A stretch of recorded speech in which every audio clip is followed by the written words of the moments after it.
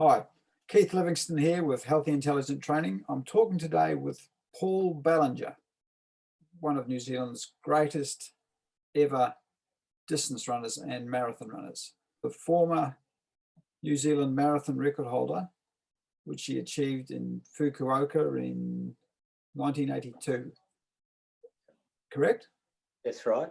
Yeah. 2 hours, 10 minutes and 15 seconds. 15 seconds.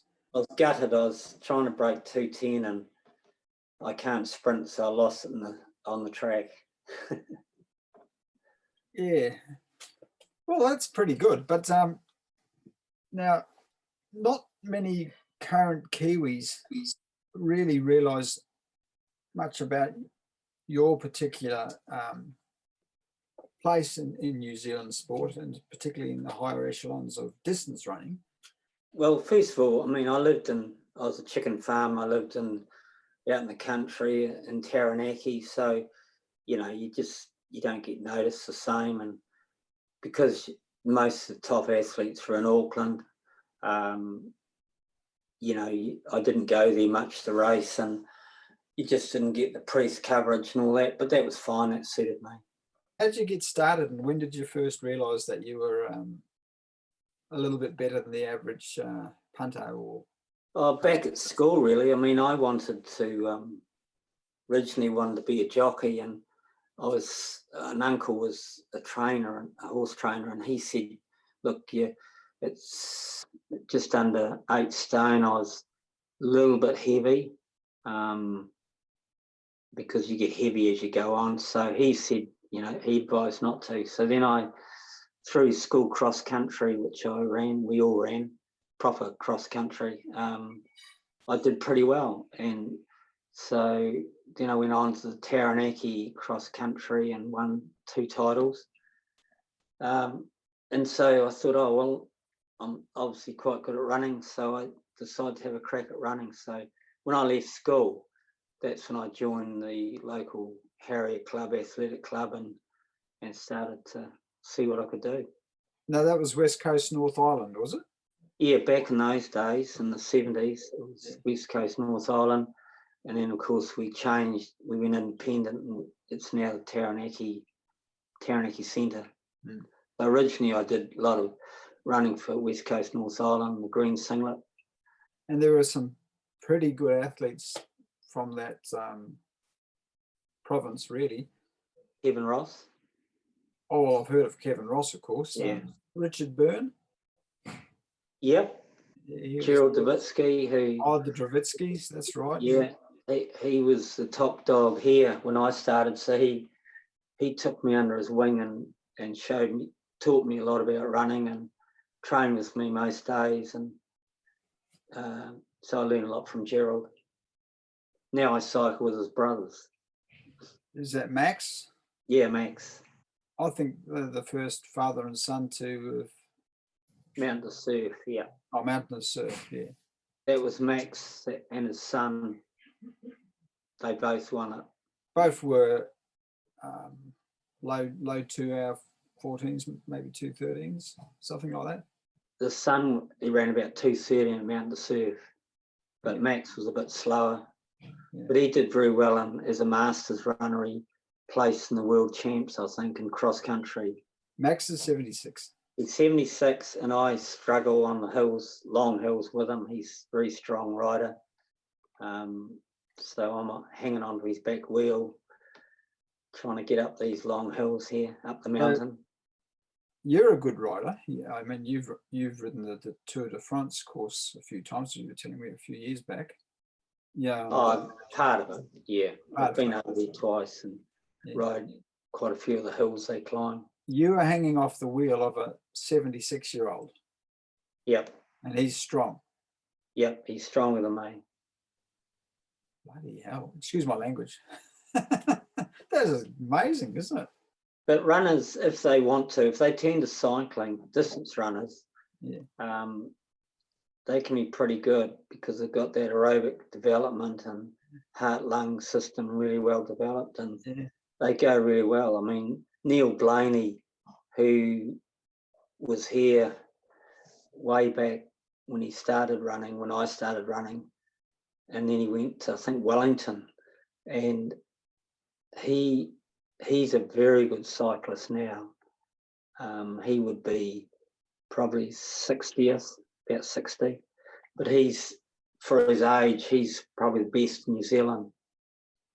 Yeah, he's always does very well. I'm sure you know Lorraine's brother Gary Moller. Yes. Yeah, he's won the UCI World Mountain Bike Championships in his age group, men 65, a couple of times. But he goes for every few weeks. He goes for an all-day ride, and he goes up around the coastline of Wellington Harbour and down into the Wairarapa and up the Wairarapa coast, and he cuts over the Rimatakas inland and then goes up behind Upper Hutt and then comes down again back into Wellington. And he takes all day just at an all-day aerobic effort doing that. Yep. And he does it off a fat, just a breakfast of a bacon and eggs.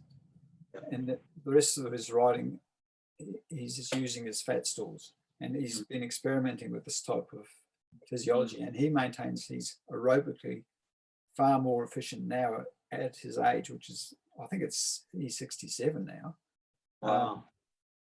He maintains he's really going better than ever in terms of athletic. Yeah, the long endurance stuff you can, but yeah, it's interesting, very interesting. Gerald Dravitsky took you under his wing, so he was your early mentor or coach, and you learned a lot from him. Yes. And then you were one of the athletes who were coached by Arthur Lydiard directly. Yeah, like Arthur in those days, I think he was working for Rossman's. He was going all around New Zealand giving little clinics and things, and he was invited down here on a regular basis to do that, and he would drive down, and that's where I got to know him and build a relationship with him and started following his schedules, and sort of went from there. What, he'd send you written schedules, would he? Yeah, not all the time, but when I asked for it, and yeah, I mean, a lot of his schedules I followed originally were just out of his book. You know, the 3.5 mile cross country and 6.5 mile cross country, and it was all in miles, of course. What was the type of training that you found best suited Paul Ballinger?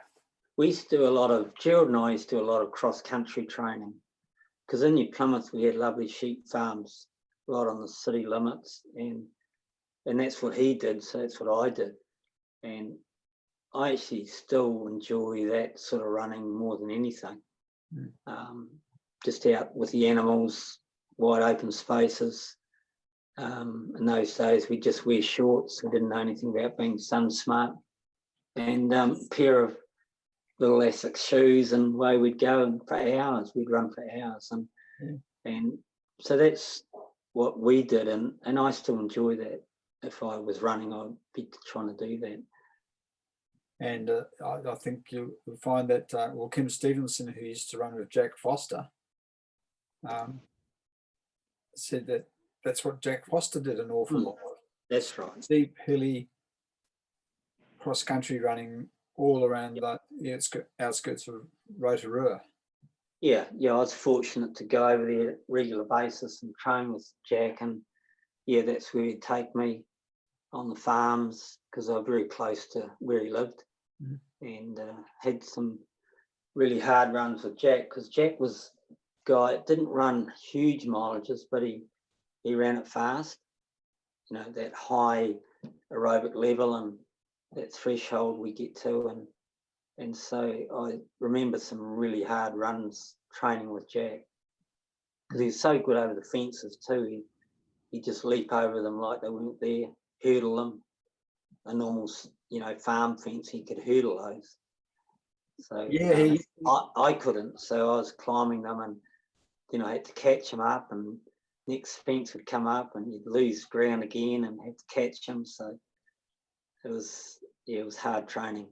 I think there was a national cross-country title, maybe around 19, or was it definitely the 1970s, because that's when I started running and I remember it. I can't remember who he got beaten by in a really close sprint finish, but it might have been John Dixon. Yeah. But he could only get away from Jack in a final sprint. But Jack was hurdling all the high hurdles in this cross country. I don't know where it was. You meant no. Anyway, I was there. You probably were. But watching from behind. But isn't that amazing how a guy, as he got older, like Jack Foster, was still had the athleticism to do that. Yeah, because he was doing it all the time, training. You know, it was just natural for him. Yeah. So he's naturally stimulating his explosive fast twitch fibers every time he hurdled it. Yeah, this natural training. So that's probably why he was so youthful in his athleticism, because he was training all the different components of muscle fibers and energy systems all the time. And probably, yeah. No, okay. Character. Oh yeah, and I think, but yeah, he died following being collected by a car on the main highway out of Rotorua. Yeah, I know the place, and I went to his funeral, and it was a sad day. But I think someone said, "Hey, Jack," or something from a car, and he turned around to see who it was. But he had a stiff neck, apparently, and so when he turned around, the bike turned around, and that was that. But yeah, but he went out doing what he loved doing. I think he was on a 4.5-hour ride, which he was doing fairly regularly at 71. So yeah, what a way to go, really. He told me that before on a cross-country run. He said, when I die, there's 2 ways I want to die. 2 ways I'd like to die, and one was on the bike and one was in bed with his wife. Yeah. His son was a very good triathlete. Yeah, cyclist too. Yeah. Jackson Foster. Jackson, yeah, that's right. So you did an awful lot of that sort of training over cross country. What did you do to prepare for, say, a nationals? What were the main sessions that you felt would get you there? National what? Road or cross country or track? Well, let's say road, because you're exceptional on the road. Traditional Lydiard training, you do your base training. Because it was good in those days. You had a cross-country season, which you'd run, and a lot of that would just be, endurance running and strength training, and because you were racing low-key races sort of early in the season, and you could still train a lot, and so you worked through the cross-country season, and then it went on to the road, didn't it? So it was a good preparation for the road. And whether you're racing on the road or track or cross country, we always did specialised training for that particular type of discipline. So for the road, you do your time trials always on the road.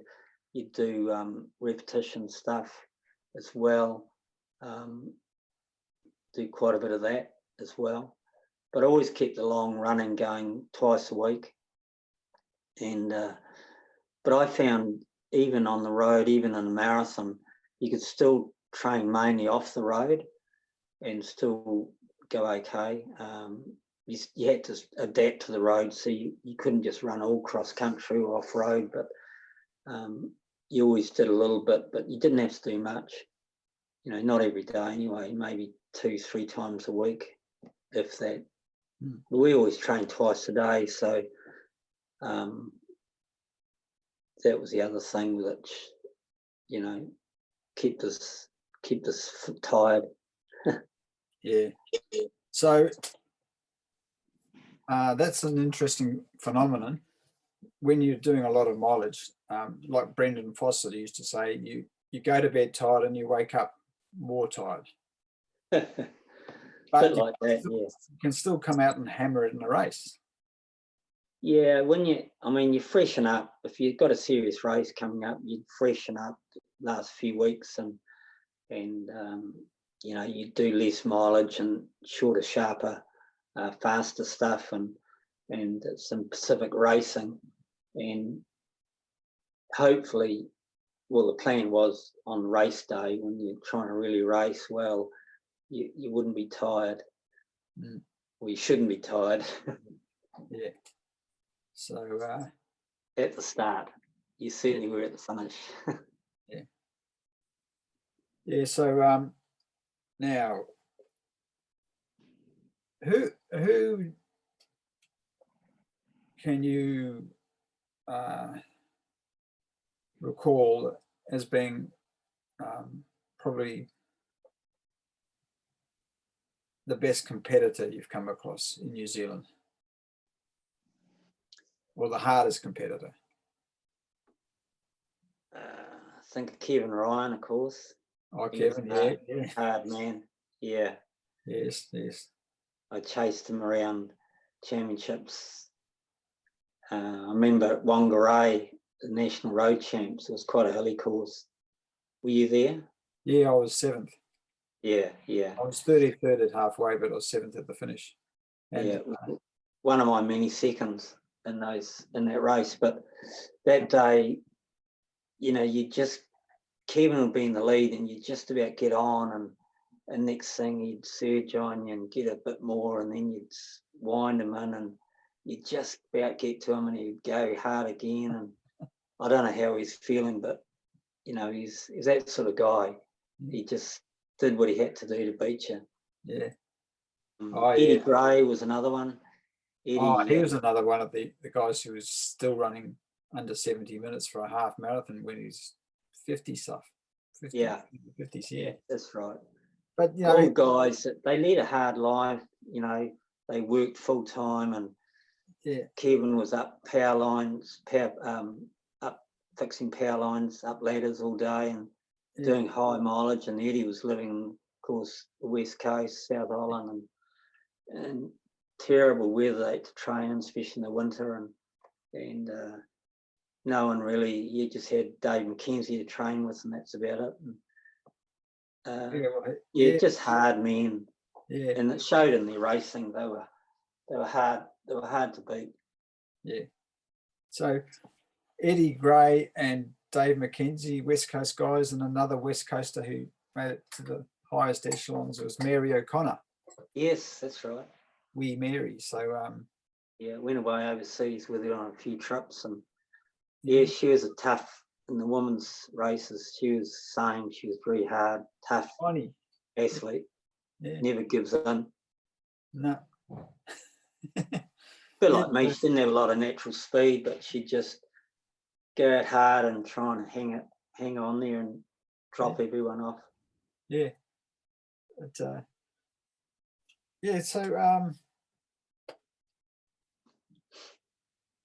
Kevin Ryan, I talked with Kevin maybe a couple of months ago. He didn't take any rubbish at all from anyone, really. Always grumpy. Always grumpy. Yeah, I can understand. Mileage, eh? Yeah, high mileage, always tired, working full time outside in the weather. I felt well, he probably was grumpy, but I didn't latch onto that so much as that he was always encouraging. He always encouraged the younger guys, and So, but yes, I do remember one occasion when Kevin was a couple, when someone pressed Kevin's buttons the wrong way. Barry McGee says that Kevin was a really solid man, in terms of respectful, honest, hardworking. Yeah. big That's work right. ethic, and hard as nails. I remember once we were going out on a long run with a big pack of runners on the Waitarua circuit, going along West Coast Road and then heading down into Gleneden before we start heading up into the hills. Yeah. And this guy, there'd be about 30 or 40 of us, as there often were at that stage of the long run. They weren't all there at the finish, but they were there until well up the hill. Yes. Then their individual fitness levels decided Right. where they would come in at the end of the long run, but they're all there together and just jogging along. And this guy pulled out in a Ford Zephyr. You remember the Fords? Yes. Very popular car. But anyway, this guy just came out screaming out his driveway onto the main road, barging through this pack of runners all around, like absolute idiot. And a few of them went bang on his bonnet. Yeah. But they all milled around him and kept on running, but not Kevin. And so I was one of the ones who went around and kept going. And then I said, "Where's Kevin?" And I turned around and he was loping along, he's coming up. And I said, "Where'd you get to, Kevin?" And he says, "Oh, I just had I can't remember exactly what he said, but it was along the lines of, I just had a quick chat with that clown back there." And I looked and there's this guy like that over the steering wheel. And the horn was going. Kevin had gone back and the guy had been yelling abuse through an open window, which is a major mistake. Kevin just went and had a Kevin Ryan discussion. Bang. Yeah. That was that. Yeah, I got another story. I had a run with Kevin and it was a group. It was after racing the night before, and we ran from his place, same course, and we're heading up the hill section to the top, and Kevin's leading, and one of the guys said to me, "Now, don't pass Kevin, will you, going up here, because he owns this hill. No one ever beats Kevin up to the top of the hill. If you try to, you probably push you over the bank." So I found that quite humorous, yeah. But I can imagine that's what he would do. Well, he did do it. Did he? He did it to Chris Pauline when Chris trained with Kevin, or trained under Kevin. Yes. And Chris had the cheek, but mind you, Kevin probably had a few beers the night before on a late night. Yes. But anyway, Chris managed to do that, and then he found himself a few meters into the fern fronds just off the left of the road around what we used to call Kevin's Corner, or Kevy's Corner, right at the top of the climb. And he had to be there first, didn't he? Yep, but Chris got just past him and he got a big shove into the bush. Yeah. And you don't do that to Kevin. So that was funny. But yeah. Okay, so the other guy I didn't mention, that was Terry Manners. Yeah, he had a hard man. I trained with him a lot. I used to go and stay with him in Havelock North, and we would go off training with him and Rex Wilson and Barry Thompson, and yeah, he was a hard man. Yeah. And Jack Foster used to say he always knew he'd be able to beat Terry, because he'd say, "How many miles have you been doing this week, Terry?" And Terry was always running more and more miles, and as soon as the number went over about 150, he said, "Right, I'm going to beat you," because he often raced quite tired. But and Rex, he's one of the guys I saw as being a product of just volume aerobic training, because Rex was no great shakes really, because he's about my age. At junior levels, he was quite a way back in junior 5,000 metre races, but he came through after about another 5 years or so of just systematically Yeah, he trained with Terry, and obviously Terry, the type of training he does, anyone would improve their endurance and strength, wouldn't they? So Yeah. he trained with him a lot, just about every night. I think he sort of coached him actually. Yeah, and he got down to around the 2:10 as well. Yeah. He made how many? He's quite quick on the track too, over 5K, 10K. Yeah, better than me anyway.